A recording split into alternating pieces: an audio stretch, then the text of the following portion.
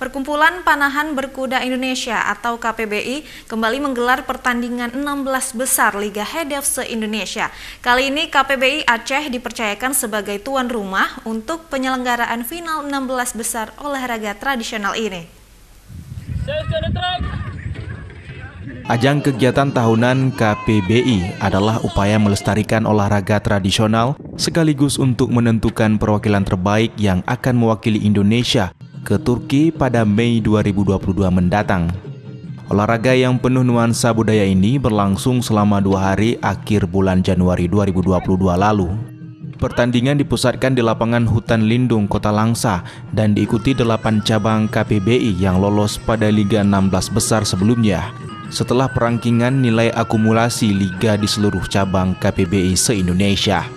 Kedelapan cabang KPBI tersebut berasal dari Aceh, Jakarta, Jawa Timur, Jawa Tengah, Sumatera Barat, Sumatera Utara, Sulawesi Utara, dan Sulawesi Selatan.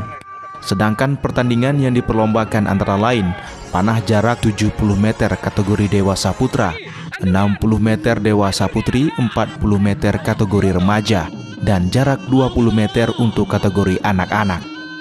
Selain itu juga dipertunjukkan panahan berkuda oleh 2 atlet juara dunia, yakni Arum Nazlus Sobah dan Hardika. Kegiatan final Liga Hedef ini memang sebenarnya rutinitas tahunan kita. Dan tahun ini kita dipercayakan untuk menjadi tuan rumahnya. Ajang untuk menentukan teman-teman yang akan mewakili Indonesia dalam Festival Cup di bulan Mei nanti di Turki, Istanbul. Kegiatan ini sebenarnya seluruh Indonesia, tapi yang lolos di 16 besar itu hanya 8 provinsi. Hasil final 16 besar Liga Hedef 2021 ini menetapkan 3 pemenang untuk kategori memanah putra, masing-masing Doni Hermawan dari Jawa Timur, Yuri Handoko dari Sumatera Utara, dan Sabdur Rahman dari Aceh.